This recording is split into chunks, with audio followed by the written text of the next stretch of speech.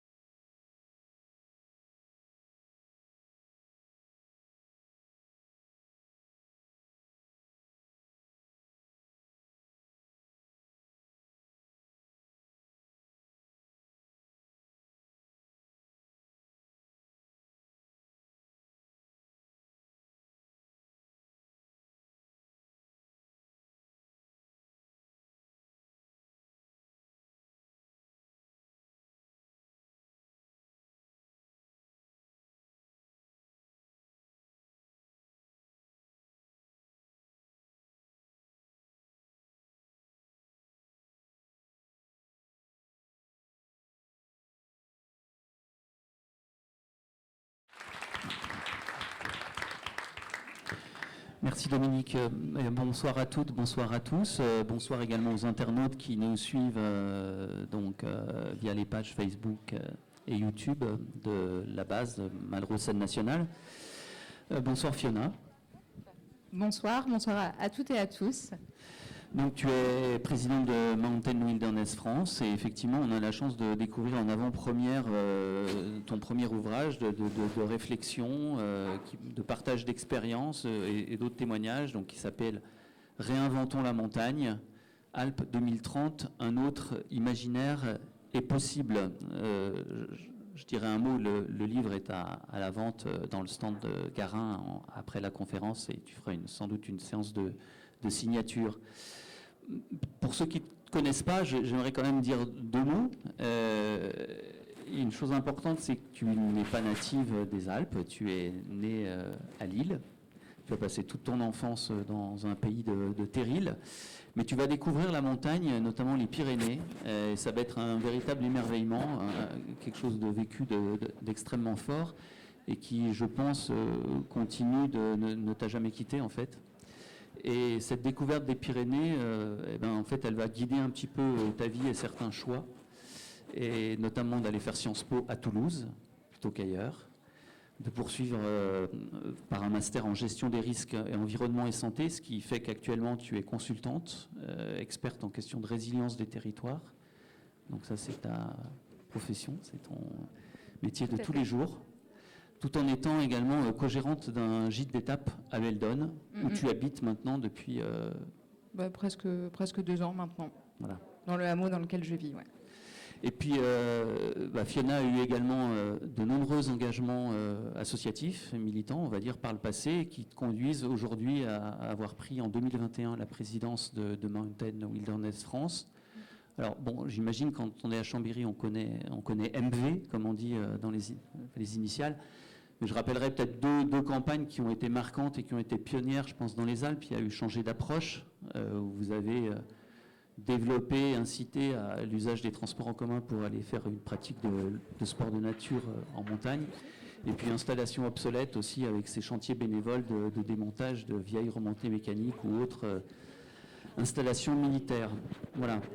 Et c'est vrai que Dominique parlait de mon portrait dans Terre sauvage où j'avais titré Nature sensible parce qu'il m'a vraiment semblé que c'était dans tes liens à la nature, sincère, profond, que tu puisais la force en fait de porter des projets collectifs de transition écologique. Et c'est effectivement ce qui s'est passé avec la rédaction de ce livre, qui en est un des exemples finalement. Et donc, je voulais peut-être qu'on commence. Alors, ce livre, on va le voir, je vais vous faire quelques lectures, comme ça vous donnera sans doute à la fois envie de le lire, et puis vous comprendrez un peu l'architecture et comment il a été pensé, comment il a été écrit. Il y a donc 3 scénarios, en fait, d'un avenir dans les Alpes en 2030. Alors, c'est pas de la science-fiction, effectivement, c'est de la prospective à assez court terme, finalement, parce que 2030, c'est demain, déjà. Donc 3 scénarios sur lesquels on reviendra, et puis il y a des témoignages aussi de différents acteurs de la montagne, des athlètes de haut niveau, des universitaires ou des responsables d'autres associations de protection de la nature comme toi. Voilà, donc ça on va le dérouler au fil de cette heure qu'on va passer ensemble. On va essayer de bien tenir les délais, c'est moi que revient d'être le gardien des horloges pour terminer vers 20h et vous laisser au moins une demi-heure de questions-réponses voilà, pour qu'on ait le temps de faire ce débat qui est, à mon avis, indispensable. Alors, première question, comment s'est construit ce livre? Comment tu en as eu l'idée et pourquoi avoir choisi finalement les Jeux Olympiques comme fil conducteur pour parler de la transition en montagne? C'est vrai qu'avec Mountain Wilderness, moi j'ai l'occasion de rencontrer presque tous les jours des associations, des collectifs citoyens ou aussi des entreprises, des habitants, même des communes qui essayent de faire changer les choses et d'engager cette fameuse transition dont on parle de plus en plus, juste parce qu'elle est plus que nécessaire, elle est vitale. Et moi, c'est ça qui me parle, c'est toujours de dire comment on met la lumière sur les initiatives concrètes qui font bouger les choses. Et du coup, je sens cet élan dans les territoires, cet impératif aussi de bouger, parce que en montagne, on est en première ligne de ces effets du dérèglement climatique et puis aussi de tous les autres enjeux. On pense à l'érosion de la biodiversité, aux questions sur les tensions sur la ressource en eau, à l'accélération des risques. Et mon métier, en effet, c'est beaucoup tourné autour des risques. Donc, quand on voit ce qui se passe en montagne et l'accélération de ces risques majeurs dans nos territoires, en fait, il y a ce bouillonnement et cette urgence à agir qui est palpable dans nos territoires. Et puis, en parallèle, il y a eu cette annonce des Jeux d'hiver, où finalement, ces Jeux, c'est une invitation à fêter les sports d'hiver en 2030. Et c'est plus qu'un événement de 2 semaines dans les Alpes où on fait la fête, c'est aussi une vision de la montagne. On l'a vu, que ce soit les Jeux de 68 à Grenoble ou les Jeux de 92 à Albertville, ils ont été structurants pour les territoires qui les ont accueillis, mais ils ont aussi été structurants pour la politique alpine et même, j'ai envie de dire, pour la politique montagne dans l'ensemble des massifs, dans les Pyrénées, dans les Vosges, dans le Jura, etc. Il y a eu, ces Jeux ont été une vitrine aussi de la montagne sport d'hiver. Et ça fait partie de notre passé et c'est OK. Ça fait partie de l'histoire commune des Alpes et des montagnes françaises.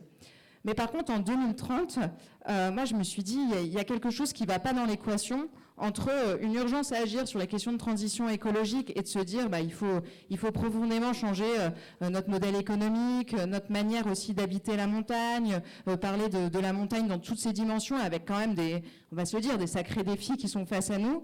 Et puis, ce projet collectif, en tout cas commun, qui est affiché, qui est d'accueillir ces Jeux d'hiver et donc de fêter les sports d'hiver en 2030. Et ça m'a donné envie d'écrire ce livre parce que je me suis dit, non, en fait, il faut qu'on parle d'autre chose. Et là, j'ai eu la chance de rencontrer Sophie Kaya, qui est la gérante des éditions du Faubourg. J'ai rencontré au mois de mai, et puis elle m'a dit, non, mais en effet, il y a quelque chose, il faut en parler, surtout qu'il va y avoir les Jeux de Paris, et puis il s'est trouvé que les Jeux de Paris, ça a quand même été une belle réussite humaine, même si ça a eu des impacts environnementaux, bien évidemment. Toi, qu'est-ce que tu as à dire sur ces Jeux d'hiver, sur la montagne? Et moi, je me suis dit, ouais, il y a des choses à dire. Je ne suis pas sûre de savoir écrire un bouquin, mais c'est le principe d'une maison d'édition, c'est que ça encourage. Et puis surtout, je me suis dit, en fait, il n'y a pas eu de concertation, on en reviendra. Et il faut que ce livre, il puisse impulser, ou en tout cas permettre des débats dans les territoires, parce qu'on en a clairement besoin. Oui, d'ailleurs, les JO, la position, elle n'est pas complètement tranchée. On sent que tu laisses une porte ouverte, c'est-à-dire de dire que les Jeux Olympiques, ça peut être un moment d'engagement collectif, ça peut être un phare même pour la montagne. Il y a un autre témoignage dans le livre qui dit que, en fait, s'il y avait une conception des Jeux en amont avec les habitants, ça aurait pu engager une transition.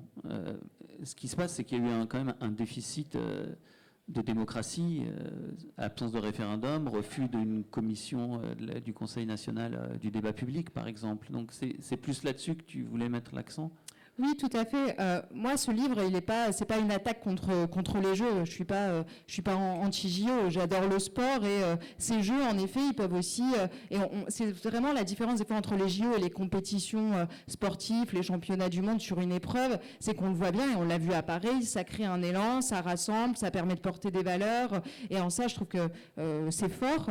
Et d'ailleurs, j'interviewe dans le livre plusieurs anciens athlètes olympiques. Il y a Florence Masnada, il y a Marie Dorin, il y a également Stéphane Passeron, et qui ont tous les trois un regard différent sur les Jeux, au regard notamment de leur carrière olympique. Mais pour moi, la question, c'est qu'il faut vraiment distinguer les Jeux olympiques des Jeux d'hiver. Les jeux, ils ont des impacts. Je pense qu'il faut repenser les jeux en général.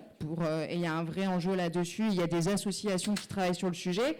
Mais on a aussi besoin vraiment de se questionner sur est-ce qu'on peut encore faire des jeux d'hiver en 2030, j'ai envie de dire, dans un monde qui fout, malheureusement. Et ça, moi, c'est ça qui me paraît plus possible. C'est d'avoir un imaginaire qui est tourné vers la neige, vers le ski en 2030, alors que on voit nos stations de moyenne montagne qui, elles, j'ai envie de dire, sont déjà presque au pied du mur avec est-ce qu'on va ouvrir l'hiver prochain, qu'est-ce qu'on va faire des emplois, ça va être quoi notre économie de demain, et là, je me suis dit, on peut pas faire rêver autour de quelque chose qui est, excusez-moi, un peu en train de se casser la figure et où on a besoin plutôt d'impulser une autre dynamique. Et donc, il y a eu aussi cette idée de la concertation qui est de se dire, malheureusement, autour de ces Jeux d'hiver, et les associations, les collectifs citoyens ont demandé un référendum. À minima, est-ce que la population est pour ou contre les Jeux? Il n'y a pas eu de référendum. Mais j'ai envie de dire, même au-delà du référendum, moi, ce qui me paraît essentiel, c'est qu'on débatte sur qu'est-ce qu'on veut pour 2030 dans les Alpes et dans les autres montagnes françaises. Et en fait, je trouve que ce débat, il manque cruellement. Et moi, je suis pas contre la fête, je suis pas contre le sport. Par contre, j'aimerais bien qu'on arrive à penser des événements qui soient cohérents avec les enjeux de notre siècle. Et là, j'ai l'impression que la direction qu'on prend, elle va pas forcément dans le bon sens. En fait, je crois que la décision et la nomination de la France, elle a pris un peu tout le monde de court, parce que c'est vrai qu'on était un peu les seuls encore en lice. La Suisse et la Suède faisant appel à un référendum national, il y avait un risque de refus pour ces deux pays d'être candidats. Et donc, le choix du CIO s'est porté sur la France un peu par défaut. C'est comme ça que tu le... l'envisage? Oui, il y a plusieurs raisons et en effet, notamment, en choisissant la France, il y avait la garantie qu'il n'y aurait pas de concertation citoyenne. Et ça, c'est quand même un problème parce qu'on parle d'un projet qui coûte plusieurs milliards, alors qu'on est aussi dans une période où, voilà, en termes de budget, on est plutôt en train de raccourcir les budgets. Donc il y a question de priorisation, où est-ce qu'on met l'argent quand même. Et puis il y a aussi la question vraiment, ces jeux d'hiver, c'est vraiment au-delà de l'événement. L'événement, il est impactant, mais c'est structurant pour les politiques montagne. Et quand on sait, par exemple, que dans le cahier des charges du CIO, la neige artificielle, c'est une condition. Alors quand il n'y a pas de neige, elle est plus que nécessaire, mais même quand il y en a, il en faut. C'est obligatoire parce qu'il faut une équité entre tous les sportifs, etc. Ce cahier des charges, il est devenu hors sol au regard des enjeux climatiques. Et ça, du coup, forcément, on va en avoir durant les Jeux d'hiver. Et qu'est-ce qu'on va dire à toutes les autres stations qui vont se dire, en fait, nous aussi, on a besoin de neige artificielle pour continuer encore à vivre quelques mois, une année de plus, 2 années de plus. Enfin, ça, c'est pas cohérent, quoi. En fait, ça risque de créer des fractures dans les territoires en soutenant financièrement certains territoires, qui seront ceux qui vont accueillir les Jeux, et puis en parallèle, on va dire aux autres territoires, vous devez faire la transition, il n'y a pas le choix. Hein. Donc voilà, ces deux discours, je pense qu'ils ne sont pas compatibles, et c'est là-dessus dont je pense qu'il faut qu'on puisse débattre. Alors, attaquons le premier scénario, qui est un peu le scénario business as usual. À la lecture, on a même envie. Moi, j'ai pensé en fait à un bon mot de Michel Houellebecq quand on lui demandait comment serait le monde, la société après le Covid. Il disait ce sera la même chose, mais en pire. C'est un peu ce qu'annonce ton scénario numéro 1. Le scénario donc des Jeux de la dernière chance. Et pour engager la conversation sur ce scénario-là, je vous propose d'écouter justement Florence Masnada, que tu as interviewée, qui fait partie des 10 prises de parole autres que la tienne. Elle dit « Les Jeux Olympiques me paraissent très importants car ils nous font rêver et nous inspirent. Mais pour cela, et notamment pour les Jeux d'hiver, ils doivent évoluer. Il faut changer les pratiques sportives et repenser l'organisation. Je ne suis pas sûr que la manière dont cette candidature de 2030 a été conçue permette que les Jeux servent à la transition écologique des territoires de montagne. Au contraire. Il y a pourtant beaucoup de choses à repenser et le soft power des Jeux devrait permettre cela. » J'imagine que tu n'es pas toujours en accord avec Florence Masnada, mais sur ce point-là, en fait, finalement, il y a une pensée commune. Oui, et puis en fait, quand on discute avec plusieurs sportifs de haut niveau, ça questionne aussi ces jeux. Et c'est pour ça que je voulais, dans ce livre, j'ai une dizaine d'interviews de profils très différents. Et moi, je voulais aussi avoir le retour des sportifs, parce que quand leur vie, ça a été de vibrer autour du sport, et notamment autour du sport de neige, et que là, on leur dit, en effet, les conditions de demain, elles vont être, elles seront juste pas les mêmes, quoi. Comment on pense demain quand on est sportif? Là, je trouve que le témoignage de Florence Masnada, il me parle énormément. Oui, ça me fait vibrer, ça m'a fait vibrer toute ma carrière. Oui, les JO, ça me fait vibrer. Par contre, c'est juste plus possible à aujourd'hui parce qu'en effet, aller skier sur la neige artificielle, c'est pas ça mon rêve. Continuer à aménager la montagne et faire une montée en gamme des territoires de montagne, c'est pas ça non plus qui me paraît souhaitable. Et finalement, c'est un peu ce que je questionne dans ce premier scénario. D'ailleurs, il y a une autre parole de sportif de haut niveau, c'est celle de Stéphane Passeron, skieur de fond, membre de l'équipe de France pendant longtemps. Il dit « Nous devons apprendre à renoncer à des choses qui ne sont plus possibles ». C'est assez net. Et ça, c'est difficile parce qu'en fait, quand on parle de transition de nos territoires de montagne, on sait ce qu'on quitte, mais on ne sait pas vers quoi on va. Et en fait, je pense que notre problème collectif en tant que montagnard, mais peut-être en tant qu'humain globalement, c'est qu'on ne sait pas vers où on va. Et du coup, quand on ne sait pas vers où on va, c'est tellement facile de se rattacher à ce qu'on connaît. Et là, ce qu'on connaît dans nos territoires de montagne, en effet, c'est cette culture autour du ski, autour des sports d'hiver, qui en fait est pas si vieille dans l'histoire de nos territoires. Le plan neige, c'est les années 60. Mais c'est vrai que ça a vraiment marqué nos territoires culturellement, socialement, économiquement. Donc c'est difficile de quitter tout ça, ou tout du moins de transitionner. Et il faut aussi réussir à renoncer à certaines choses. Et là, il y a des engagements de sportifs qui en effet se disent je renonce à telle épreuve, ou en fait on fait tous des renoncements au quotidien maintenant, mais c'est ça que j'avais envie de questionner. Du coup, peut-être pour la forme quand même, ces scénarios, Alors, en effet, il y a les témoignages d'une dizaine de personnalités, mais cet scénario, moi, j'ai pris le parti pris qui est de se dire, je fais du récit. Parce que vous le verrez, c'est pas, j'explique pas, voilà à quoi va ressembler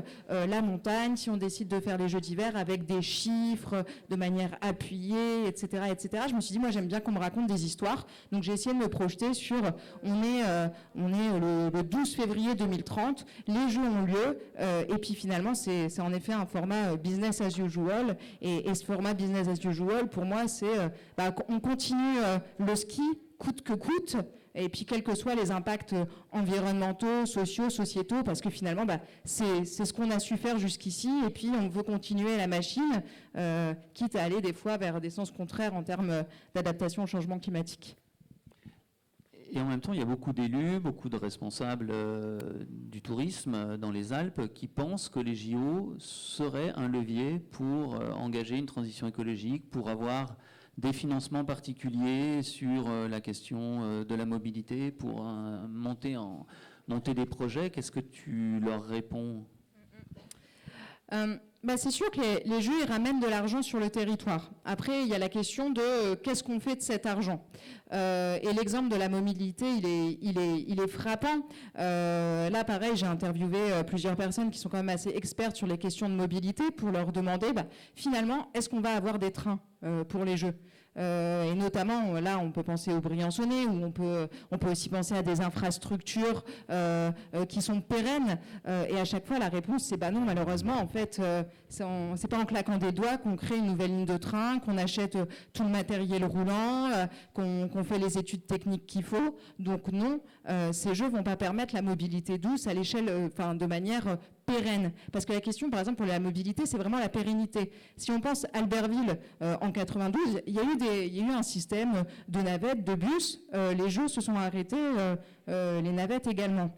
Et moi, ce qui m'intéresse, c'est vraiment de se dire, pour 2030, de nouveau, c'est quoi notre objectif ? Est-ce que c'est de faire un événement où il y aura peut-être, quelques bus à hydrogène, quelques navettes électriques, et puis quand les jeux sont finis, la mobilité est finie ? Ou est-ce que c'est mettre de l'argent dans des choses qui sont vraiment pérennes ? Parce qu'en fait, en montagne, on va à un moment, si le litre d'essence ne fait qu'augmenter, il va vraiment falloir qu'on se passe de la voiture. Et par contre, il faut vraiment qu'on investisse dans les mobilités du quotidien. Et du coup, l'argent, je pense qu'il vaut mieux la mettre dans les mobilités du quotidien que dans la mobilité touristique pour un événement de 2 semaines en 2030.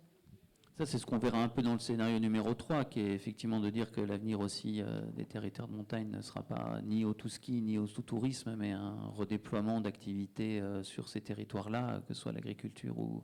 Mais là, j'anticipe un peu sur le scénario et peut-être les bonnes nouvelles du numéro 3. Le scénario numéro 2, il m'a un peu, déstabilisé au départ. Alors c'est vrai que tu prédis l'élection de Donald Trump, donc là tu t'es pas trompé, tu avais juste oublié l'arrivée d'Elon Musk, mais bon, on t'en voudra pas, parce qu'il fallait quand même être assez devin pour faire ça.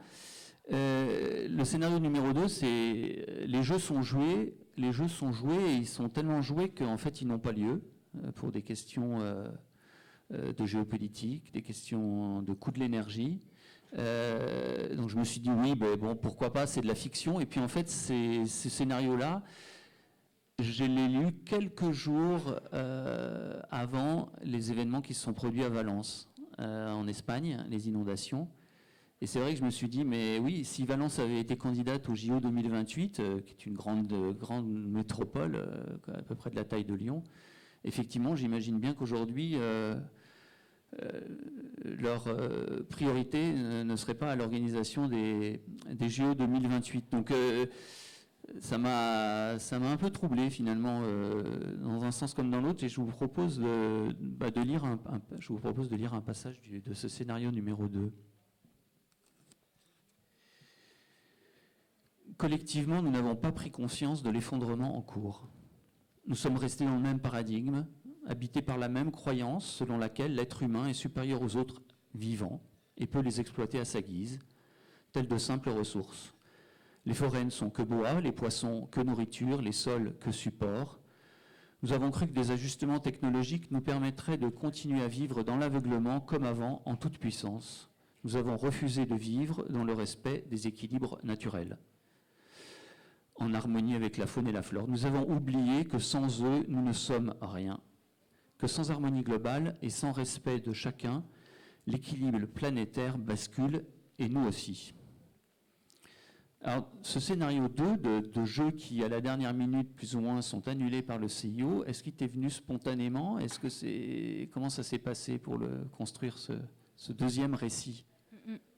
En fait, dans ce second récit, je parle quasiment pas des jeux, et c'était mon intention. C'est que j'avais envie de parler de montagne, et j'avais envie de parler de ce que pour moi sont les enjeux de la montagne. Et en effet, dans ce scénario, je vais parler des tensions sur la ressource en eau, avec des très fortes sécheresses. Je prends l'exemple du lac du Serpenson, qui a été incroyablement bas il y a quelques années et qui va sûrement être amené à l'être de nouveau. Je parle des refuges et puis de la montagne aussi qui s'effondre, en prenant l'exemple de la Bérarde. Je parle bien évidemment des glaciers qui disparaissent.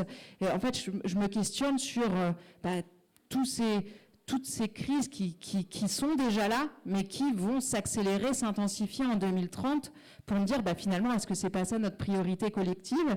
Et puis, en effet, alors ce scénario, pour moi, il n'est pas souhaitable, clairement, parce que c'est un scénario, en plus, où on se dit, pour le coup, en 2024, on n'a vraiment pas compris qu'il y avait un problème et on a continué tête baissée dans le mur en aggravant notre problématique, augmentation des émissions de gaz à effet de serre. Il faut rappeler quand même que de l'année 2024, ça va être l'année la plus chaude jamais enregistrée, qu'on est en train de vivre la COP29 et que c'est quand même plutôt parti pour être plutôt un fiasco. Hein. On va clairement pas dans le bon sens. Enfin, en gros, c'était aussi parler des enjeux de la montagne et resituer ces enjeux de la montagne dans ces gros enjeux planétaires qui nous dépassent et qui ont quand même un impact plus qu'évident sur nous. Je parle du prix des énergies fossiles parce que moi, ça m'inquiète quand même. On n'est pas en train du tout, j'en ai parlé tout à l'heure, on n'est pas du tout en train de changer notre modèle de mobilité alors qu'un conflit géopolitique peut de nouveau nous amener à avoir le prix à la pompe qui augmente. Et puis, je parle aussi des enjeux géopolitiques et c'est là où je dis, moi, je le souhaite vraiment pas, mais à un des moments, je me dis, vu comment l'humanité, elle tourne en ce moment, si en 2030, on continue dans la même trajectoire où on est plutôt dans une logique de compétition les uns contre les autres, d'individualisme, est-ce qu'on va encore avoir envie de se rassembler et de faire la fête, ou est-ce qu'on va être plutôt dans une logique de montée des tensions internationales? Enfin voilà, ce scénario, pour moi, il visait à parler peut-être des enjeux qui me préoccupent à titre personnel, tant pour la montagne que pour notre humanité. Et puis en fait, dans ces moments-là, en effet, on ne fait pas les jeux, quoi. Et en fait, il n'y a pas grand-chose qui peut arrêter les jeux. Parce qu'à partir du moment où on a mis le top départ en signant les garanties financières, ce qu'a fait Michel Barnier il y a quelques mois, en fait, on est engagé vis-à-vis du CIO et c'est des lois qui sont supranationales qui s'appliquent. Et du coup, dans ces cas-là, c'est très difficile de faire marche arrière. En fait, on est parti pour les faire ces jeux d'hiver.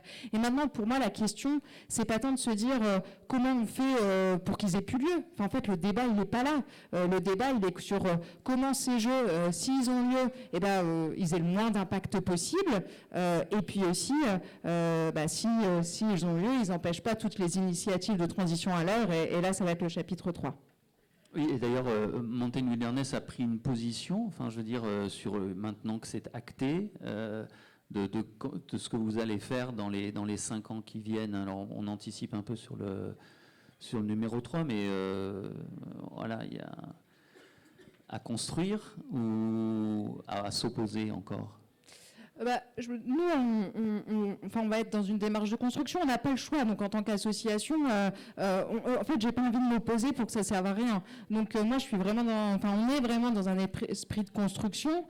Mais pour nous, l'enjeu, c'est il y a des associations qui vont s'impliquer sur réduire les impacts des jeux. Mountain Wilderness, on veut surtout faire en sorte qu'il y ait d'autres dynamiques ailleurs. Et puis on en parlera, il y a un grand projet de concertation pour les montagnes en 2030, en se disant finalement quelles vont être nos priorités, mais ça sera peut-être le mot d'après. Passons au scénario numéro 3 qui s'appelle « À nous de jouer ». Donc on voit bien l'engagement collectif, ce qui porte ton travail à Mountain Wilderness depuis plusieurs années. Alors, on va dire que c'est plutôt un scénario des bonnes nouvelles, parce qu'il y en a un certain nombre de décisions qui sont prises, et puis de projets citoyens que tu relates, en fait, qui sont déjà d'ailleurs en germe aujourd'hui, mais qui vont se poursuivre. On est un peu dans l'utopie. Ça peut aussi déstabiliser le lecteur parce comme tu disais, tu as fait un récit et donc on ne va pas trouver un compte de résultat, on ne va pas trouver une analyse socio-économique de l'avenir de telle station de ski, de l'emploi en montagne. Tu l'as dit tout à l'heure, mais peut-être c'est intéressant que tu le réexpliques. Pourquoi être resté sur ce récit et beaucoup sur les imaginaires de la montagne? C'est vrai que ce livre, il n'a pas la prétention ni d'être un programme politique, ni d'être, j'ai envie de dire, une recette de cuisine pour assurer la transition des territoires de montagne, et c'est pas une analyse socio-économique. Parce que je pense que ce qui nous bloque aujourd'hui, c'est pas qu'on est en panne de solutions techniques, c'est pas qu'on est même en panne d'argent, parce que finalement, voilà, ces milliards, on sait les mettre quand on considère que c'est une priorité politique, mais que c'est qu'on a un petit problème en matière de vision. On le disait tout à l'heure, on a du mal à se projeter dans l'avenir. Et c'est pour ça que moi j'avais plutôt envie d'aller sur qu'est-ce qui peut nous donner envie en 2030, parce que pour moi il n'y aurait rien de pire que ce climat qui est déjà un peu celui de 2024 quand même, qui est un peu morose. Et moi j'ai 28 ans et j'ai aussi envie d'avoir de l'envie pour l'avenir. Et donc comment on se projette quand on a 28 ans dans les territoires de montagne? Qu'est-ce qui me fait vibrer personnellement? Qu'est-ce qui peut nous faire vibrer collectivement tout en étant profondément lucide? Et ça, c'était l'objectif du chapitre 2, de remettre un peu pied sur terre sur quelles peuvent être les complexités. Et à partir de, j'ai envie de dire, de ces composantes, comment on peut envisager l'avenir.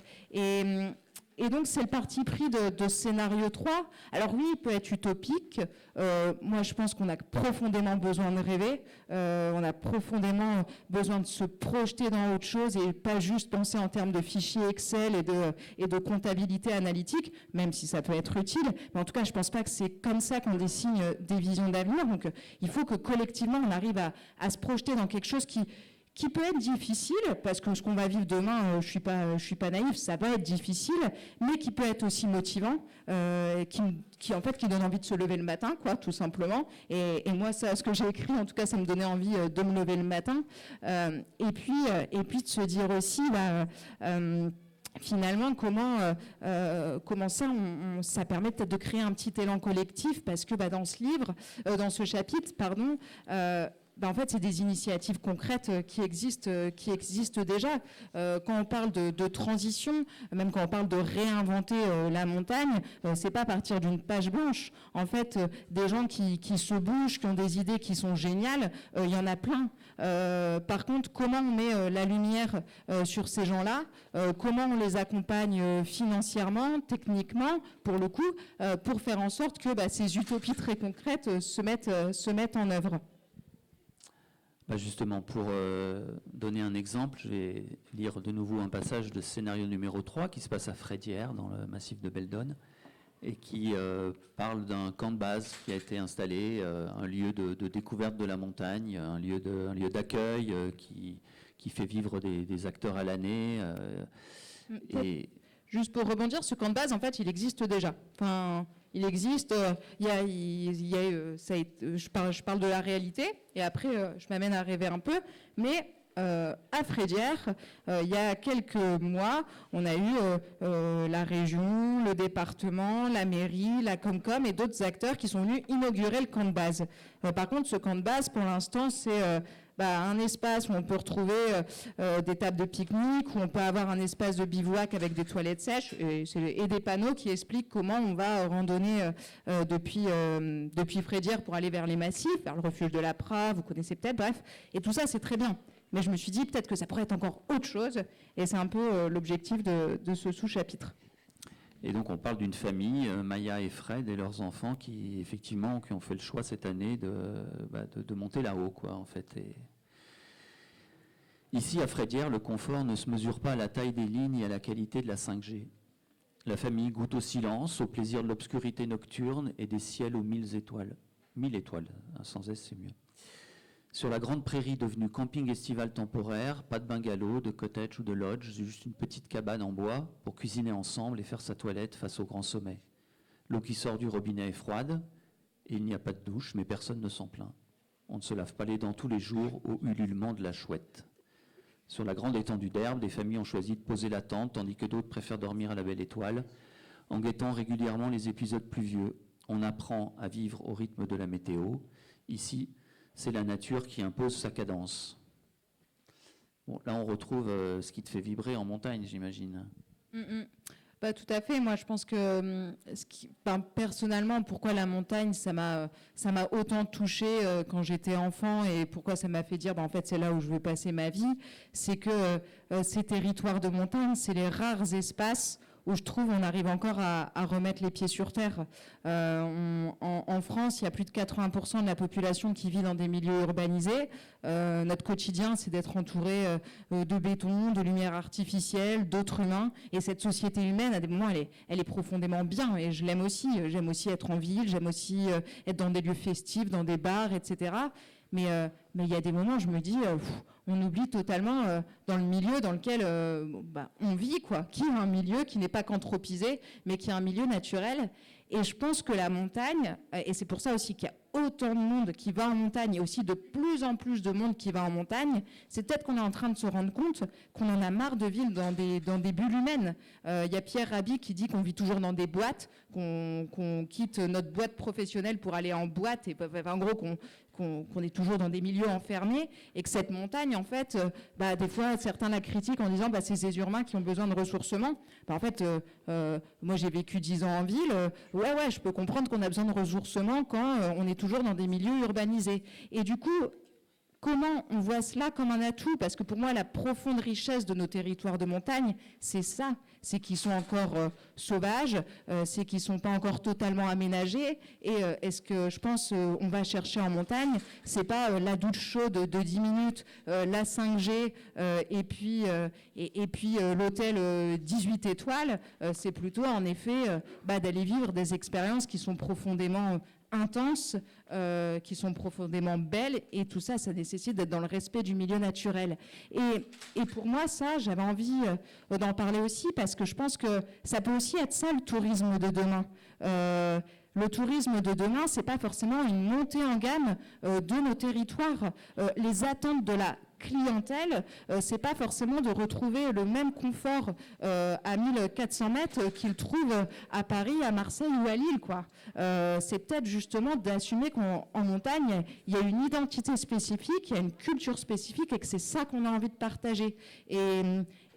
Et là-dessus, je pense qu'il y a peut-être quelque chose, c'est peut-être même une opportunité, ce qui nous arrive, c'est que se dire que le modèle économique qui est en train d'être fragilisé, peut-être que l'une des pistes, c'est de réfléchir sur qu'est-ce qu'on veut nous, qu'est-ce qu'on veut dans nos territoires de montagne, qu'est-ce qu'on a envie de valoriser. Et des fois, ça sera peut-être un patrimoine culinaire, des fois, ça sera peut-être accompagner, faire découvrir les paysages. En fait, dans ce petit chapitre, en effet, ils apprécient aussi Maya et Fred, qui sont lyonnais, qui se disent en fait, d'habitude, on va pas tant en montagne, ou sinon on y va à la journée, d'y aller pendant une semaine, et puis d'être accompagné humainement par des accompagnateurs montagne, par des associations, par des médiateurs, à découvrir vraiment le milieu qui est autour d'eux, et de se dire, en effet, ce que je savais pas nommer, je sais le nommer, les fleurs, les animaux, etc.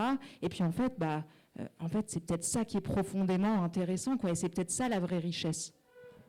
À la fin, d'ailleurs, il y a Corinne Morel-Darleux, essayiste, qui dit que si les JO ne sont pas souhaitables, c'est aussi parce qu'ils poussent à une montée en gamme des territoires. Ça va vers aussi une privatisation des espaces naturels. C'est un point sur lequel tu la rejoins ?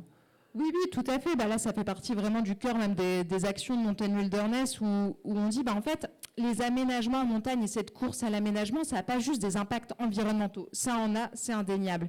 Mais ça a aussi un impact sur l'identité de nos territoires de montagne.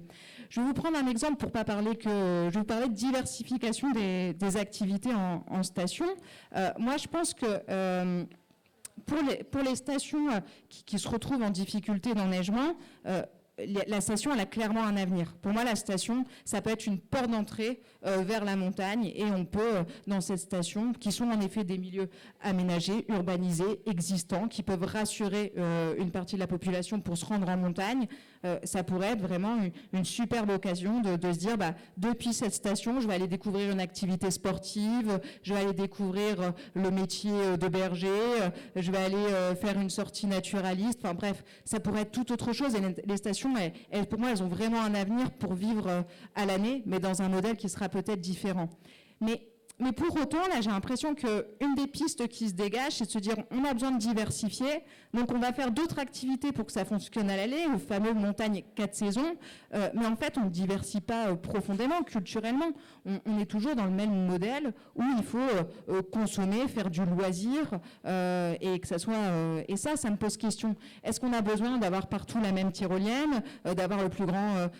d'avoir le toujours plus nouveau aménagement? Et puis, une des choses qui me choque aussi, c'est tous ces complexes all-inclusive qui se retrouvent dans les territoires de montagne, où finalement, qu'on soit en Haute-Savoie, en Hautes-Alpes ou en Isère, on va aller dans un lieu où il va avoir la piscine sur place, le resto intégré où on va aller manger partout la même chose, où on va être en effet dans une chambre confortable mais qui est du style Ikea qu'on retrouve partout. Enfin, pour moi, ça, c'est assez pauvre. Et je pense qu'on peut vraiment proposer autre chose quand on vit dans les territoires de montagne et qui soit plus porteur de sens. Est-ce qu'il n'y a pas une difficulté, justement, pour des stations, ou enfin même les habitants, des élus, à imaginer un autre scénario, en fait? C'est toujours plus facile de continuer à faire ce qu'on a toujours fait depuis 40 ou 50 ans. Ça veut dire que à la fin, tu dis ce livre ne prétend... Non, c'est même au début. Ce livre ne prétend nullement apporter des solutions toutes faites. Il souhaite amorcer une discussion. Mais où est-ce que ces discussions peuvent aujourd'hui avoir vraiment lieu? On a parlé de la démocratie qui avait été un peu quand même oubliée dans cette histoire. Quelles sont les pistes? En effet, c'est là où on a besoin, je pense que c'est là où il y a des priorités en termes de politique publique, qui est de se dire, sérieusement, il faut qu'on se dise quand il y a un problème qui est devant nous, on prend le temps d'en discuter et de se dire très sérieusement comment j'accompagne les habitants, les professionnels de ce territoire pour qu'ils puissent penser une reconversion et qu'ils puissent penser leur avenir. Et en fait, ça, c'est difficile politiquement parce que, en effet, il n'y a pas de solution, magique. On sait que ça va être du territoire par territoire, donc il va falloir s'adapter aux spécificités de chacun de ces territoires. Contrairement à un modèle où on pourrait dire allez, l'activité touristique hivernale va baisser, donc solution magique, on va faire ça. Non, là, on a vraiment besoin de travailler à l'échelle des territoires. Et si on prend l'exemple des stations, ce qui est intéressant, c'est de travailler à l'échelle d'un bassin de vie. Comment la station, elle va être en cohérence. Là, par exemple, Revard avec le Grand Chambéry, etc., pour faire en sorte qu'on puisse véritablement penser une transition économique. Moi, en effet, je ne suis pas capable aujourd'hui de dire globalement en montagne, les métiers, ça va être ça, ça, ça. Par contre, je pense qu'il y a des pistes de réflexion. Je pense que nos territoires de montagne, ce seront toujours des territoires touristiques, mais plutôt des territoires pensés non pas vers le tourisme client, mais peut-être plutôt un tourisme accueil. Donc, c'est un peu tout ce que j'ai essayé de présenter avec cette idée comment on accueille par rapport à notre spécificité de nos territoires. Mais pour moi, le poids du tourisme va rester important. Et s'il y a une superbe opportunité de réinventer le tourisme, je pense qu'il va y avoir des enjeux autour de l'alimentation, parler de la résilience alimentaire de nos territoires de montagne. Actuellement, on a des produits de qualité autour de la viande, du fromage. Bon, en termes de maraîchage, on n'est pas au niveau. On sait que l'autonomie des grandes villes, et même il y a eu des études aussi sur l'autonomie alimentaire des territoires de montagne, c'est 2-3 jours. Donc tout le reste de l'année, on vit grâce aux importations. Donc oui, le devenir de la montagne, c'est peut-être aussi la question de l'alimentation et des emplois agricoles, de transformation alimentaire. Et là, il y a des territoires qui sont déjà super inspirants comme le Trièves, où il y a une vraie production alimentaire avec une grosse part de bio notamment. Enfin voilà, les idées, elles existent déjà. Et puis, je finis peut-être juste un petit panel économique, mais parce que pour moi, cette question, elle est essentielle et elle habite tout le monde. Je dis juste que moi, j'ai pas la prétention de dire ça va ressembler à ça. Mais Après, ce que je vois aussi, c'est que la montagne de demain, on a un enjeu qui c'est la contrainte climatique, mais c'est aussi la contrainte carbone. Ça, on l'a tous en tête. On ne peut pas continuer comme ça avec nos modes de vie, avec autant d'émissions de gaz à effet de serre, et notamment la contrainte de la mobilité. Alors la mobilité, soit on la voit juste comme une contrainte, soit on la voit comme une opportunité.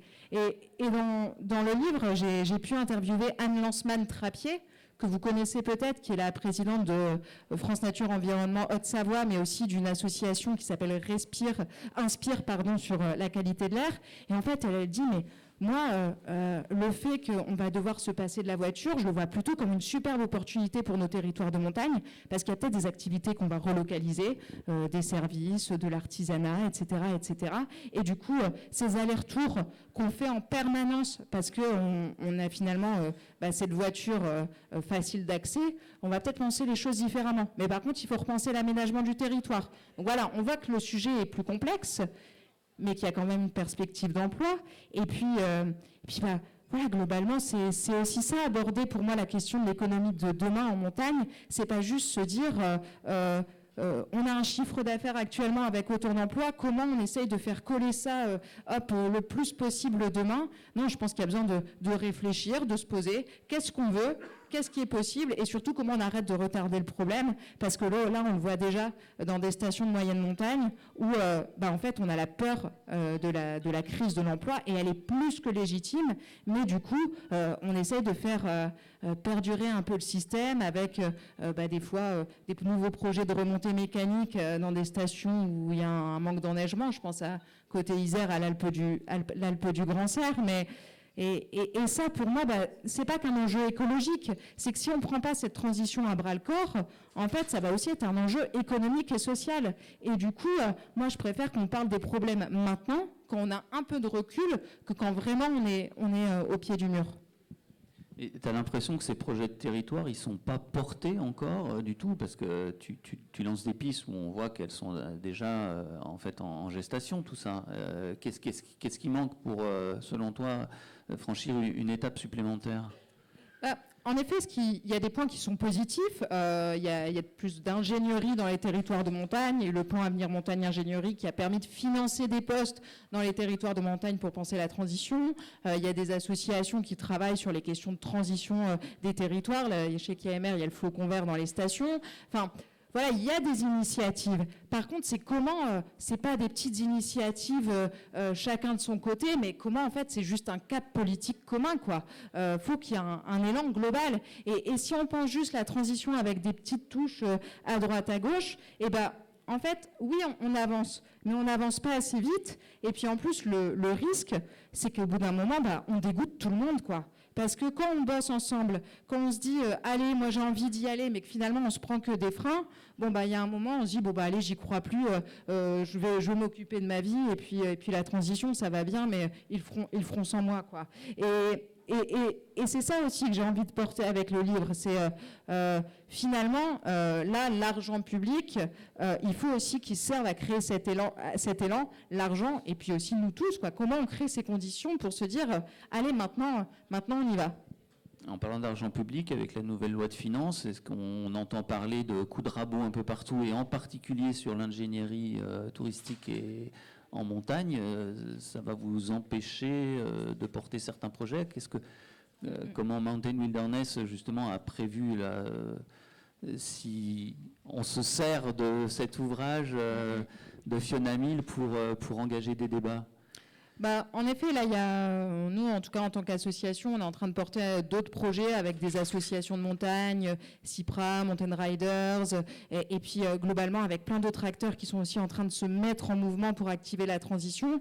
Pour l'instant, on a un signal qui est envoyé qui n'est pas très bon pour accompagner les dynamiques de transition avec des budgets qui pourraient être coupés. J'espère que ça va être vite, que le budget va vite revenir, parce que pour moi, vraiment, ce qui serait un très mauvais signal, c'est qu'on mette de l'argent public pour accueillir les Jeux, et que l'argent public pour financer la transition, elle ne soit pas là, quoi. Là, on aurait vraiment un problème de vision et d'impératif.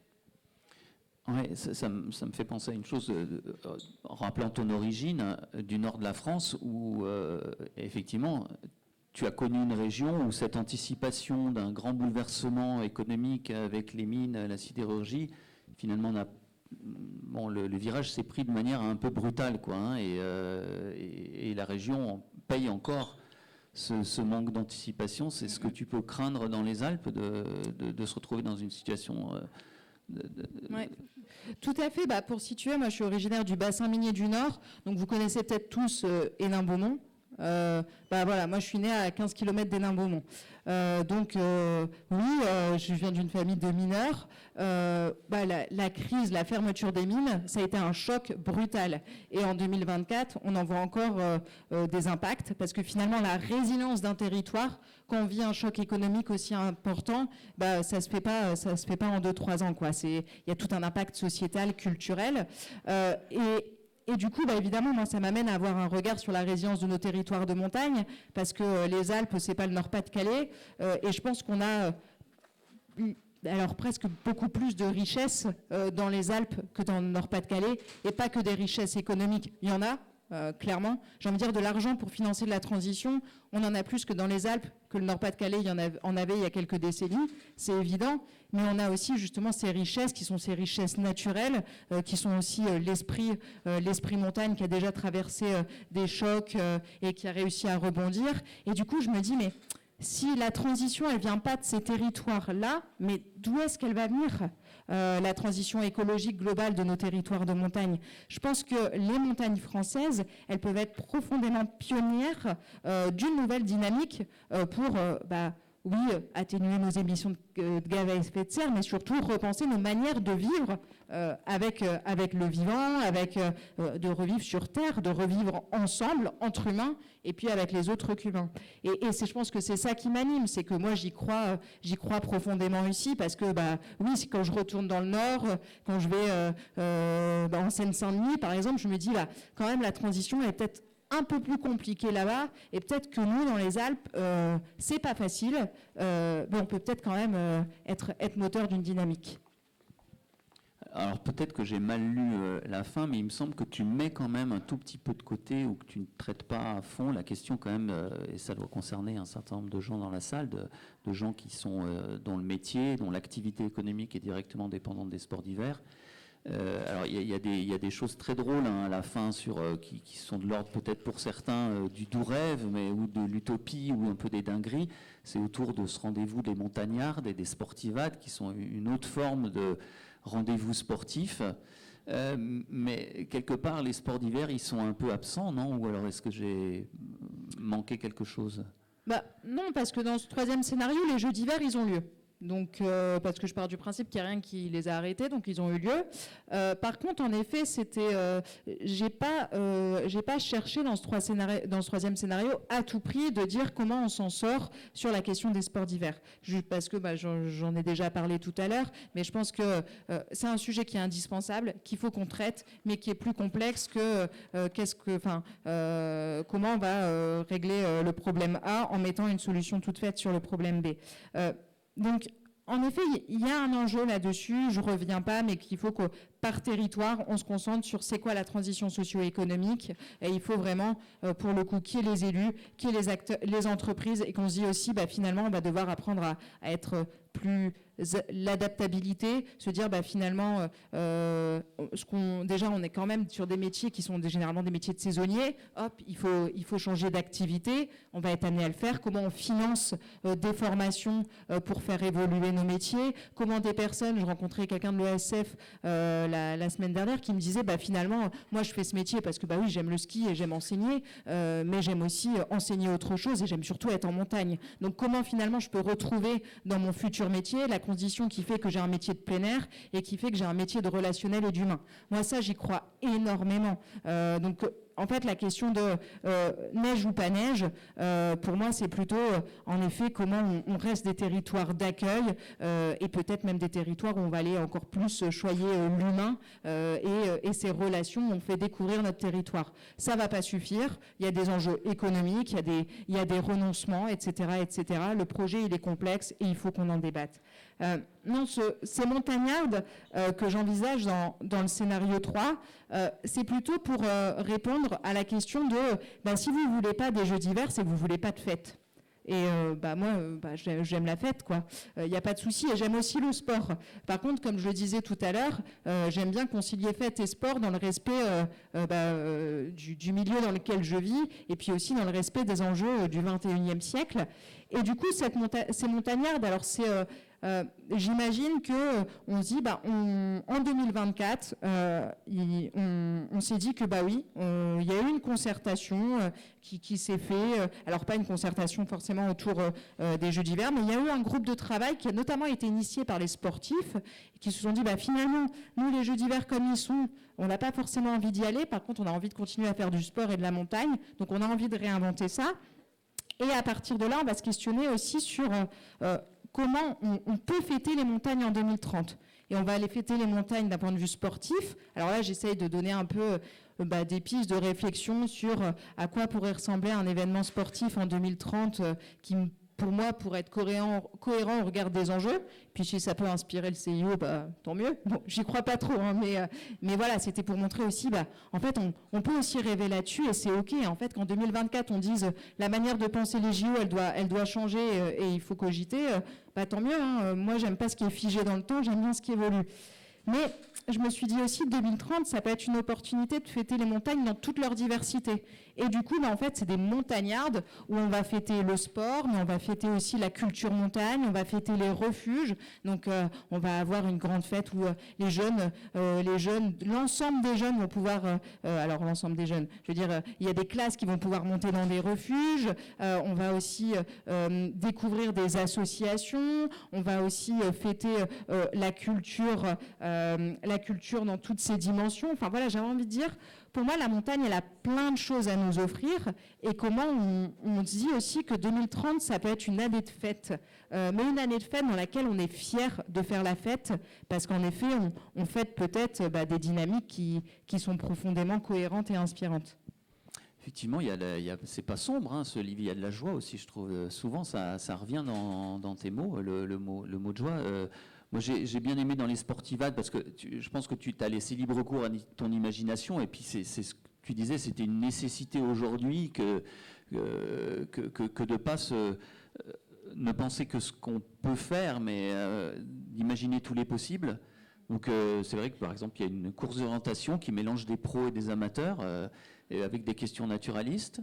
Donc par exemple, je veux dire, tout est possible à inventer. La première épreuve, c'était de venir des quatre coins de la France et de l'Europe de la façon la moins polluante et la plus agréable possible. Donc, oui, donc j'imagine qu'il y a des athlètes qui viennent en voilier, qui viennent en vélo, qu'il y en a même qui viennent à cheval. Enfin, en effet, mais c'est ça l'intérêt du récit. C'est pour ça que j'ai voulu prendre le récit. C'est que moi, dans mon livre, j'avais pas envie que ça soit un programme. J'avais envie aussi qu'on prenne plaisir et qu'on se dise, allez, on se lâche un peu, quoi.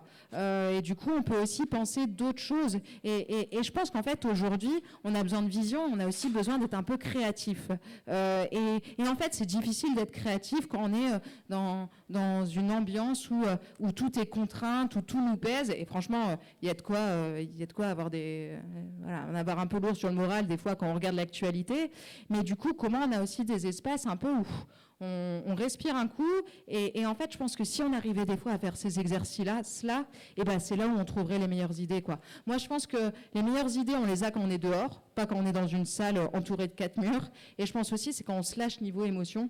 Et du coup, moi, j'ai pris plaisir à écrire ce 3e chapitre parce que je me suis un peu lâchée. Et Corinne Morel-Darleux, elle parle à la fin de battre le capitalisme sur le terrain du désir. J'ai trouvé que c'était assez intéressant. Et ça m'a fait penser à une citation de Gilles Deleuze que je ne vais pas pouvoir redire dans son intégralité, mais il dit « Le système nous veut triste et on doit s'opposer à cette tristesse parce que c'est une forme de prise de pouvoir, de domination. » Et c'est pour ça que j'ai eu assez de plaisir qu'il y ait cette vision éclairante, quoi, à la fin. Tout à fait. En fait, globalement, il y a un enjeu de sobriété, on le sait, mais cette sobriété, elle est souvent dépeinte comme étant morose. Je vais prendre l'exemple de quand on va en montagne. Si on part quelques jours faire de l'itinérance en bivouac ou en refuge, on va compter l'eau qu'on a dans son sac à dos. On va clairement pas manger le meilleur repas de notre vie. on va avoir mal aux pieds, on va avoir mal au dos, et pour autant on revient chez nous et on dit waouh, qu'est-ce que c'était génial. Et pourtant on a vécu une expérience qui était profondément sobre. Et c'est ça que j'ai envie de questionner, c'est vivre des choses qui sont peut-être plus sobres. En fait, c'est pas forcément vivre des choses qui sont moins intenses. Et du coup, demain, la perspective n'est pas forcément morose.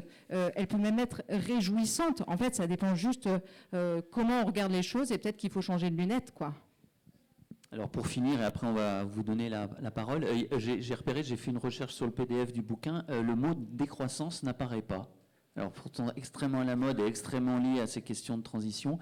Est-ce que c'est parce que pour toi c'est un concept qui est un peu piégeux, que c'était pas le propos de l'introduire ici Oui, je pense que le problème, c'est que c'est toujours d'être mis dans des cases. Si on utilise le terme décroissance, voilà, on est catégorisé décroissant. Et puis, des fois, on se dit aussi, la nature, finalement, elle décroît pas. Enfin, je regarde une plante verte, la plante, elle croît. Enfin, les arbres, ils croient. Donc, il y en a qui parlent d'économie régénérative. Enfin, en gros, ça, c'est toujours la difficulté des concepts. Moi-même, je parle de résilience, c'est un concept qui est à la mode. Enfin, donc, du coup, j'ai essayé de faire en sorte de retranscrire mes idées sans trop m'attacher à du verbiage ou à des concepts, même si des fois, ils sont profondément porteurs de sens, parce qu'il y a toujours moyen de les mettre dans le mauvais sens et de nous faire dire des choses qu'on n'a pas envie de dire. Bon, merci beaucoup, Fiona, pour cette première présentation. Avant de vous passer la parole. Merci beaucoup.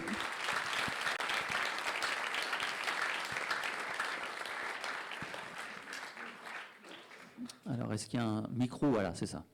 Il y a un micro qui circule. Alors, est-ce qu'il y a quelqu'un qui veut se lancer pour poser une question? Il y a un... Ouais.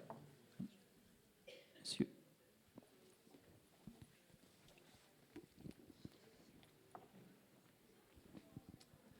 Bonsoir et merci.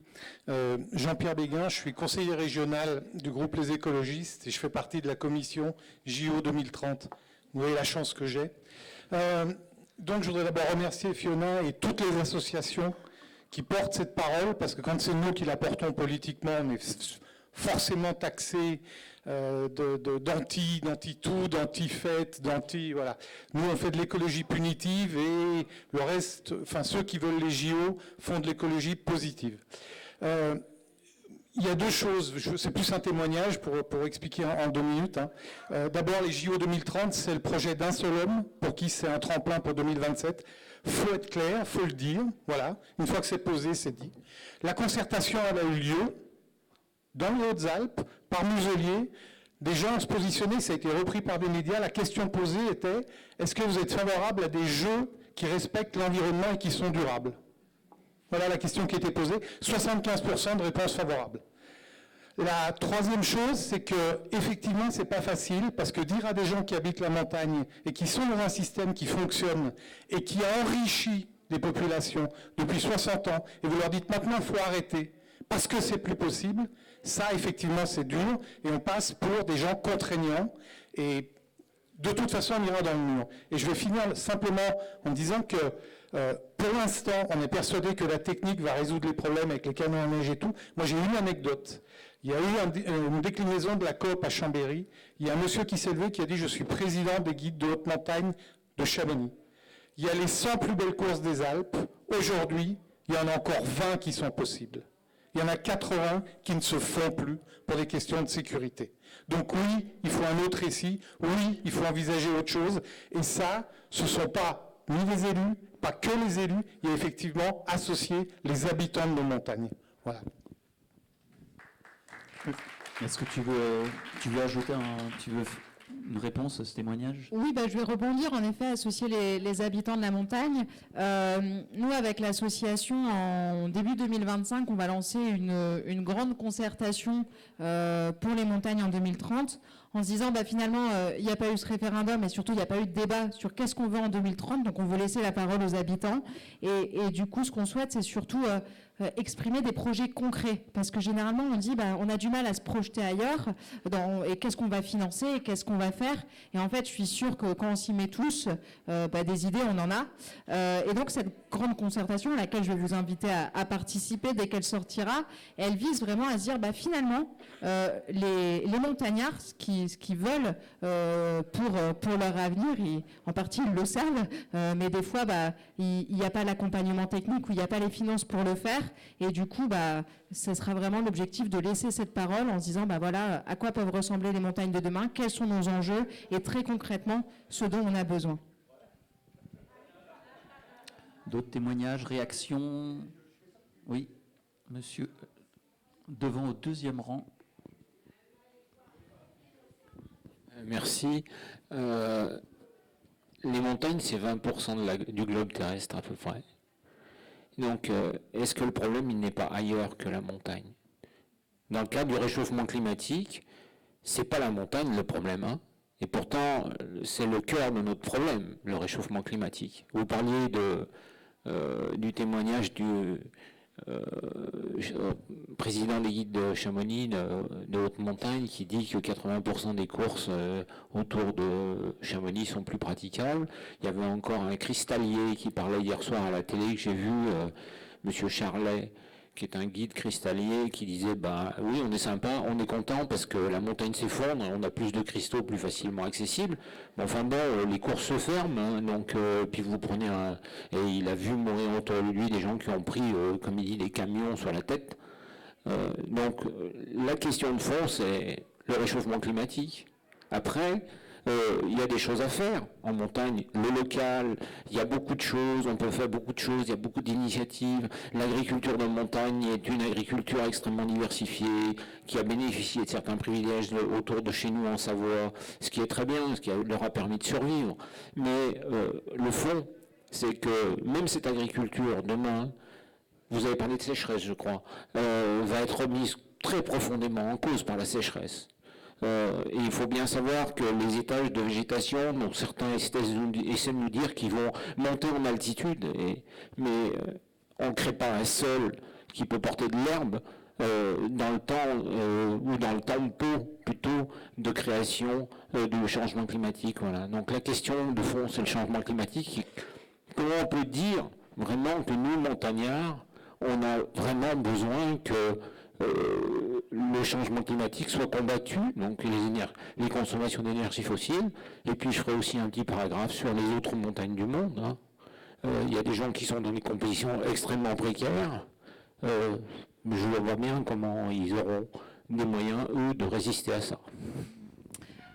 En fait, il y a la question à la fois de qui est responsable et qui devrait agir. Si on prend les montagnes du monde, moi j'ai en tête le Pakistan. Le Pakistan, si on regarde les émissions de gaz à effet de serre d'un Pakistanais, c'est ridicule. Pourtant, c'est l'un des pays et territoires de montagne qui est en train de se prendre en effet un foudroiement climatique qui remet en cause la vie des habitants. Et là, ceux qui sont responsables, c'est les pays, c'est les pays fortement émetteurs de gaz à effet de serre dont la France fait partie. Donc à chaque fois, c'est une question de qui est responsable. C'est tout le monde, à toutes les échelles. En tout cas, on est dans le même bateau et c'est comme ça que je vois les choses. Donc oui, en tant que montagnard, on a besoin profondément, nous, de réduire nos émissions de gaz à effet de serre et de contribuer au pot commun. Et dans les Alpes, on est déjà témoins, et plus que témoins impactés par ces effets du dérèglement climatique. Et je pense qu'on n'en est plus à comment juste on lutte contre le climat. Il faut qu'on atténue nos émissions de gaz à effet de serre, mais maintenant il faut aussi qu'on arrive justement à développer cette capacité d'adaptabilité.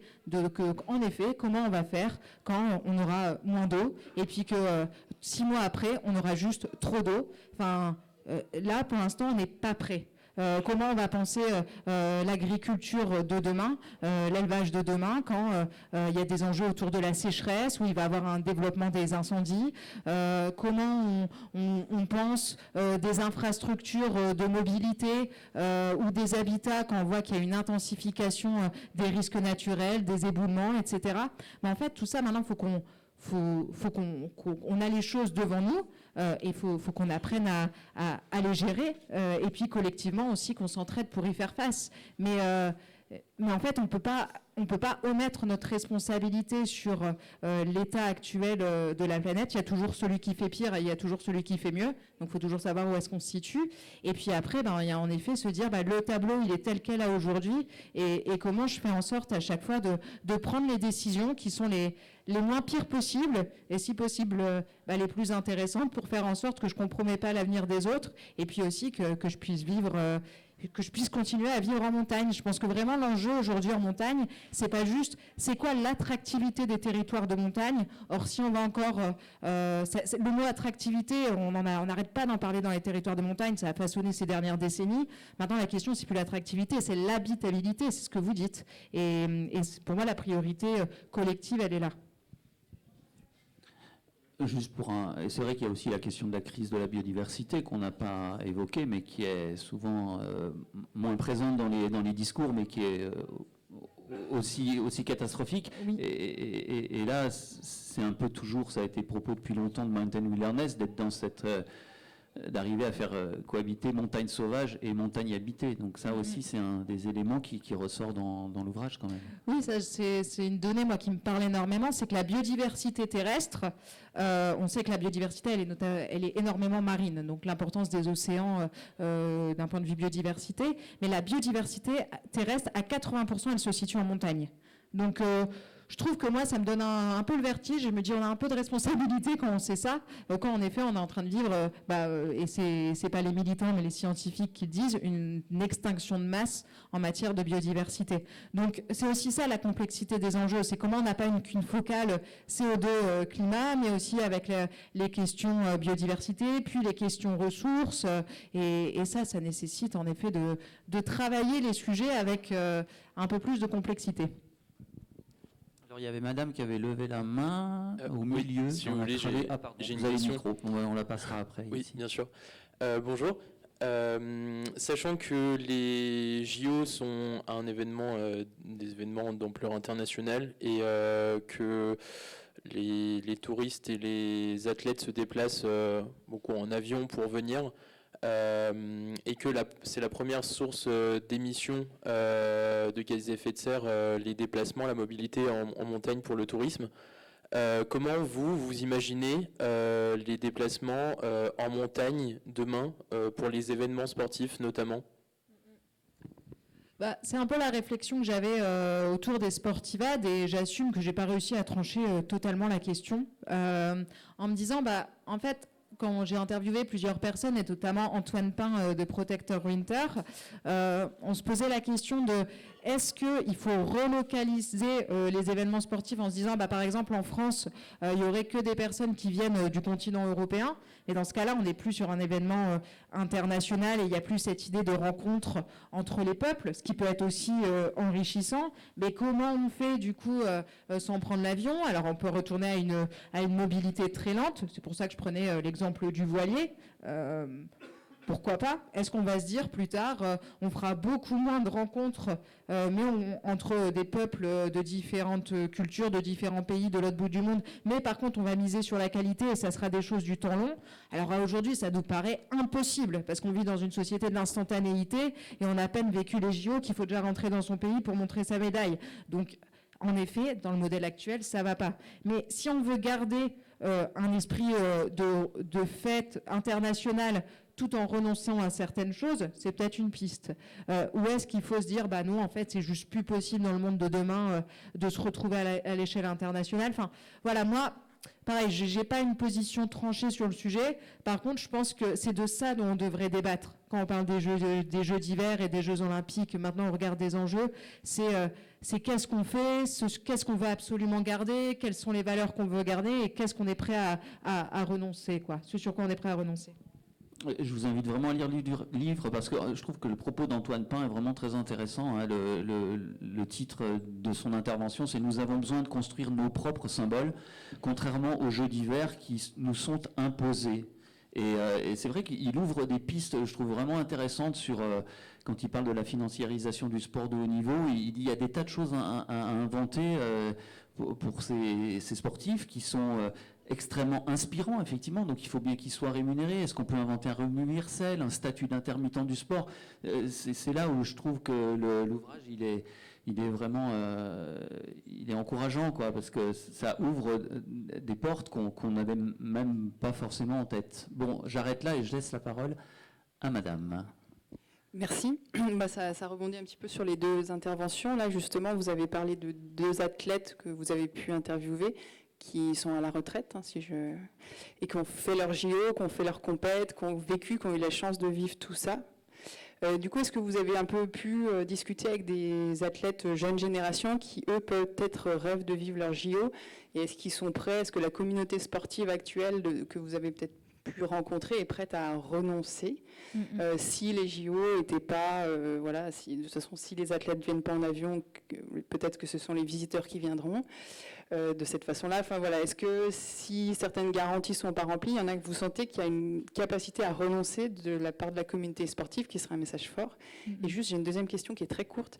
Est-ce que vous pourriez nous flécher aussi des sites ou des outils, peut-être que Mountain Wilderness a prévu de le faire, qui permettent de suivre les décisions qui sont engagées, parce que c'est un sujet complexe, on ne sait pas trop, enfin moi, je ne sais pas trop qui croire dans les médias quand on voit des prises de position politiques ou chiffrées. Donc est-ce qu'il y a des sites de référence que vous nous conseillez pour suivre les données objectives sur ces futurs JO? Ok, très bien. Donc pour la première question, en fait, je pense que c'est juste très compliqué d'être athlète en course actuellement, parce que si on refuse de participer à une compétition parce qu'on considère que les impacts sociaux, environnementaux, sociétaux sont pas ok, on peut penser aussi à tout ce qui s'est passé par exemple durant les Jeux en Russie. En fait, on se met plus qu'une épine dans le pied, c'est que ça peut arrêter en partie une carrière, quoi. En fait, quand on a un agenda, quand on est athlète, c'est compliqué de dire non, ma vision c'est ça, les valeurs c'est pas ok. Donc je pense que c'est pour ça aussi, pour les athlètes, que c'est compliqué à se positionner. Par contre, des jeunes athlètes qui s'engagent, qui essayent de porter de nouvelles revendications, il y en a. D'ailleurs, quand il y avait eu la Coupe du Monde de ski à Courchevel, justement, il y avait une tribune d'athlètes auprès de la FIS pour demander il faut faire évoluer les conditions parce que c'est pas tenable. Par contre, c'est pas simple de prendre position. Mais moi, en tout cas, dans mon livre, j'ai un parti pris qui est que je pense que ça peut venir aussi du côté des athlètes, parce que justement, ces athlètes, ils sont aussi porteurs d'un imaginaire, et ça reste aussi des humains qui font ce sport en montagne. Alors, notamment parce qu'ils aiment être en montagne, ils aiment être dans des milieux naturels, et je pense que des fois ils se disent ah ouais, là ça va pas forcément dans le bon sens, mais c'est sûr que c'est plus facile pour Marie Dorin, pour Florence Masnada ou pour Stéphane Passeron de prendre la parole, parce que leur carrière elle a déjà été faite, quoi. Et pour la deuxième question, en fait, ça fait partie du projet de concertation qu'on a avec Mountain Wilderness, c'est qu'on s'est dit, il y a cette concertation Montagne 2030 et il faut aussi qu'on arrive à y voir clair ces sujets de jeu. Parce qu'en plus, on dit que ces jeux, ils vont être sobres, ils vont être durables. Et en fait, ça veut dire quoi, des jeux sobres et durables? Est-ce que c'est vrai? Est-ce que c'est pas vrai?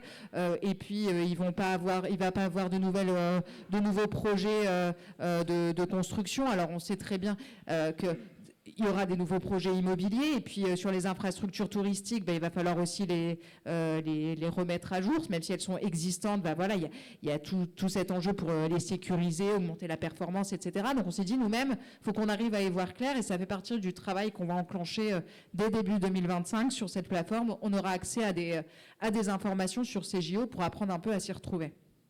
Si je peux me permettre juste un complément sur la question des jeunes sportifs, il me semble que assez souvent, ils ne vont pas être opposés à des compétitions sportives, mais ils vont demander auprès de leur fédération internationale des aménagements du calendrier, par exemple, ou c'est beaucoup ce genre de choses. D'ailleurs, tu me semble que tu en parles, ou d'autres en parlent dans le livre. Donc, faire en sorte que les règlements des différents sports n'aillent pas vers plus d'artificialisation encore, quoi. Je pense que, et là, pour le coup, il y a des marges de manœuvre sans effectivement se priver immédiatement d'une compétition dans laquelle ils sont embarqués. Et pour eux, c'est leur vie du moment, quoi. au fond, On peut, la travée est-ce qu'on centrale peut prendre aussi... la parole ici? Il y a 2 témoignages, questions ici. Moi, je voudrais 2 volets, en fait. D'abord, merci pour votre livre, parce que pour travailler avec des élus tous les jours, de terrain, milieu rural et montagnard, c'est pas facile. Et on est tous embourbés dans ces questions-là, et c'est loin d'être simple. Donc, de donner des perspectives, de donner envie, de faire réfléchir, d'écrire ce qui se passe ici ou là, c'est une très bonne chose. Et ça, voilà, le storytelling, c'est important. On a besoin d'imaginer un avenir, et en Savoie en particulier. Je crois qu'il y a eu des grandes périodes de projets en Savoie, et aujourd'hui, on s'essouffle un peu. Qu'est-ce qui va se passer demain, même s'il y a encore des tas de choses possibles. Voilà, donc merci pour ça. Deuxième chose, j'ai eu la chance de passer quelques jours avec les filles de l'équipe de France de ski de fond. Et 6 filles, et elles ont des avis très partagés, mais moi je suis plutôt, bon, je ne sais pas si je peux le dire, mais anti-JO. Pourtant j'aime la fête, j'aime les Jeux Olympiques, mais je me dis aujourd'hui, ça a quel sens, quoi? Comment on fait alors que tous les jours il faut faire attention à chaque chose, quoi. Et ces filles, quand on leur dit « T'en penses quoi, toi, des JO ?» Et elles disent « C'est mon boulot ». Donc, qu'est-ce que je fais? C'est exactement ce que vous disiez tout à l'heure. Et en même temps, elles font gaffe à la viande qu'elles mangent, même si elles mangent énormément de protéines, elles ont une alimentation très spécifique. Peu de poissons, peu de viande, même s'il y en a quand même. Donc, elles ont quand même, et toutes les 6, avec des visions différentes. Mais il y a des compétitions auxquelles elles ne sont pas allées, elles y sont allées en train plutôt que d'aller en avion, et elles font remonter. Et il y a des anciens entraîneurs qui sont aujourd'hui en responsabilité dans les stations du Jura, qui doivent abandonner le ski parce qu'il n'y a plus de neige. Enfin voilà, en fait c'est très multifacette cette position des athlètes, et elles se posent énormément de questions. Difficile d'y répondre quand c'est ton métier tous les jours, d'aller t'entraîner pour une perspective 2026, 2030, etc. Comment remettre en cause ce projet-là? Et c'est vrai que chaque fois qu'on regarde selon le point de vue qu'on a, on peut avoir des visions différentes. Et puis, moi je travaille sur des projets de coopération franco-italienne sur ces sujets de la transition écologique. De regarder une échelle différente, c'est intéressant, de voir ce qui se passe ailleurs. Et puis, comment dire, en tout cas, ce qui ressort aussi à l'échelle de la Savoie, des services qui réfléchissent au plan climat du territoire savoyard, ils disent, mais en fait, peu importe ce qu'on fait, il faut agir aujourd'hui. Et on peut se poser chacun individuellement cette question, qu'est-ce que je fais, moi, à mon échelle, pour aller dans le sens de faire quelque chose. Comment je soutiens mes élus, comment je vais les voir, comment je les rencontre, qu'est-ce qu'on peut faire, qu'est-ce qu'on propose, et comment on partage, et comment on remet tout ça dans le débat, effectivement. Merci en tout cas de votre livre, et je passe la parole à mon voisin. Oui, rapidement, merci. Moi, j'ai un commentaire et ensuite une question. Le sujet en fond, on a quand même les JO, est-ce qu'il faut les organiser ou non? Si on tire le fil, et j'ai l'impression que c'est quand même ce fil qu'on essaie de tirer, si on n'organise pas les JO, est-ce qu'il ne faut pas s'interdire d'organiser des Coupes du Monde de ski? Est-ce que c'est pas la fin du sport de haut niveau? Parce qu'on a tous le ski de fond dans le cœur, dans les tripes, le ski alpin, etc. Mais une discipline qui est plus médiatisée, est-ce que c'est pas la fin de vocation des jeunes dont vous parliez? Ça, c'est un premier commentaire. Et le deuxième, vous opposiez attractivité et habitabilité. Je pense que peut-être le fond du sujet, c'est là. Est-ce que c'est pas un peu nombriliste? Est-ce qu'on n'est pas un peu, nous tous, nombrilistes de se dire comment est-ce qu'on imagine la montagne et l'habitabilité de la montagne, parce qu'on a envie de continuer à y vivre.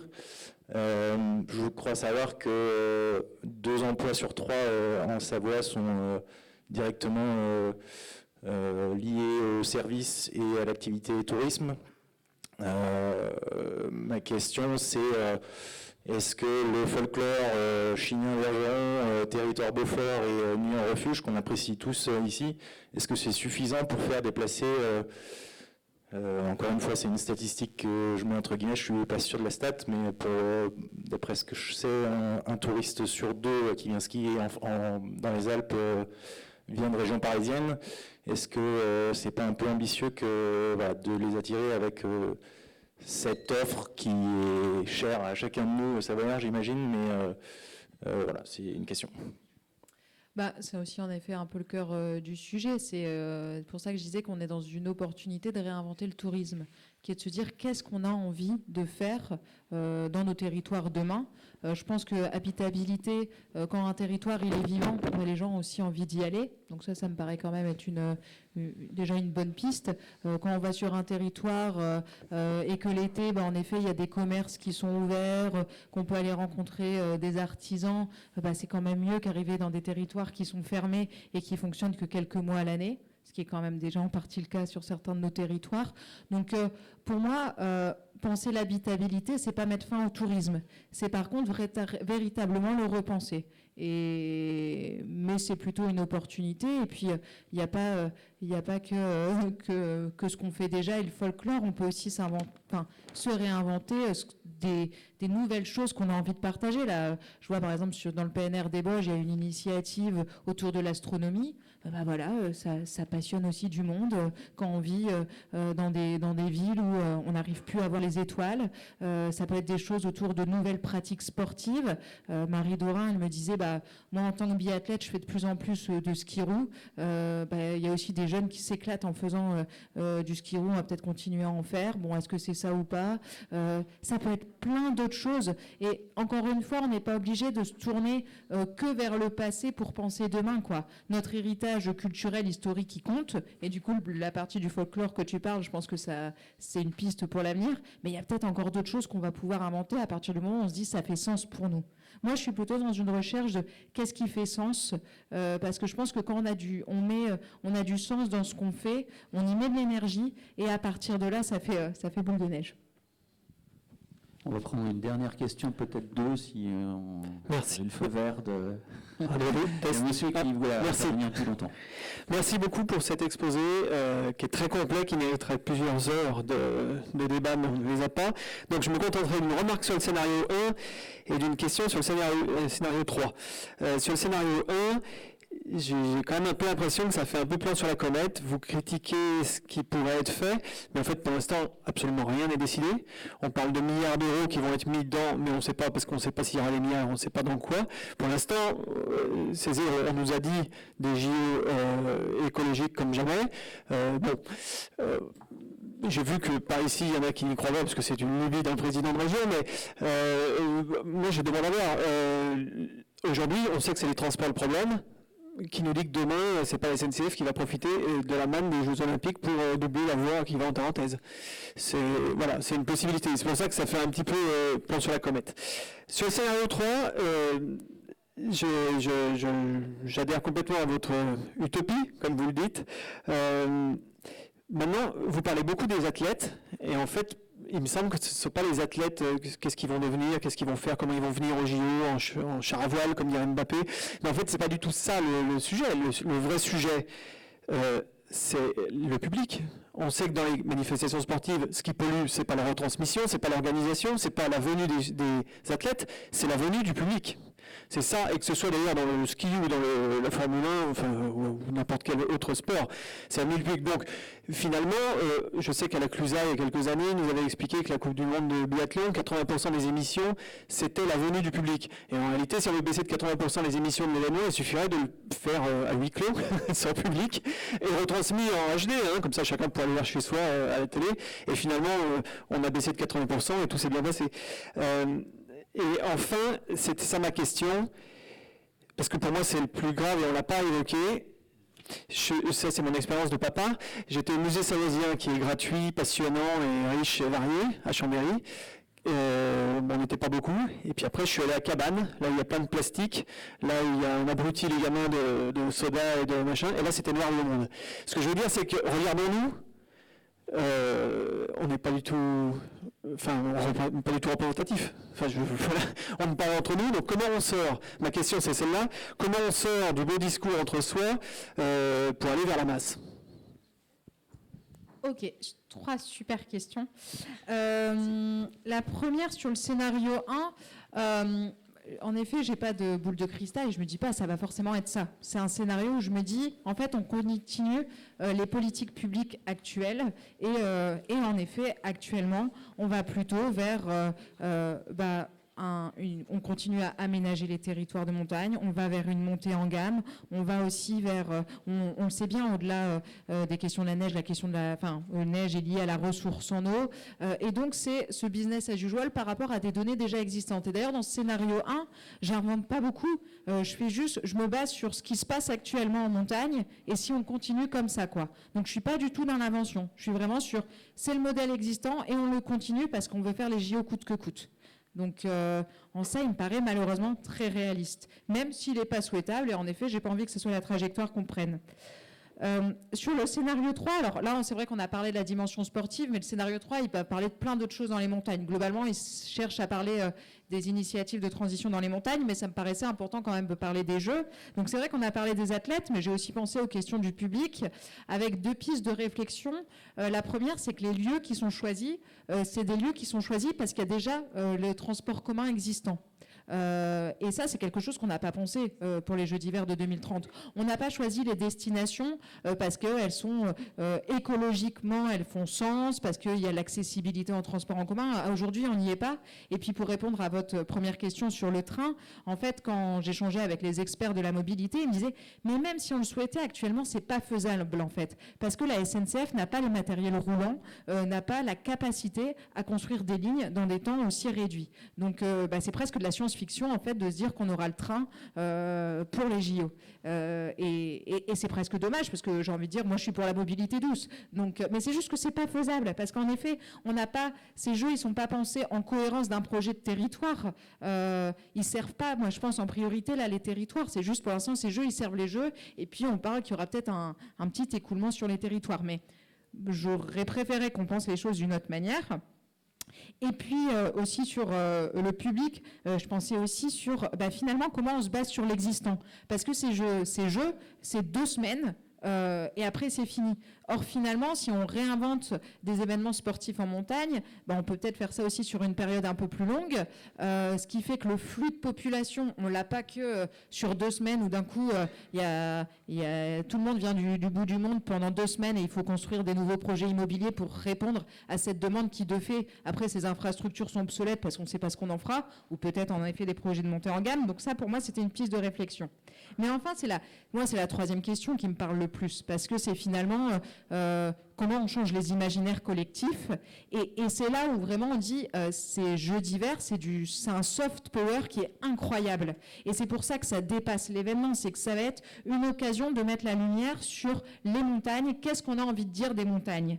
Et moi, je pense que j'ai envie qu'on parle des montagnes autrement. Et à partir de là, c'est toujours cette question de qu'est-ce qui fait rêver, qu'est-ce qui est désirable. Et c'est là-dessus qu'on doit travailler. C'est pour ça que moi, j'ai pas fait une approche technico-économique, mais en effet, elle est plutôt sur la question des visions et des émotions, parce que je pense que quand on commence à travailler là-dessus, on dégage des choses qui peuvent peut-être bouger davantage les lignes qu'à la marge.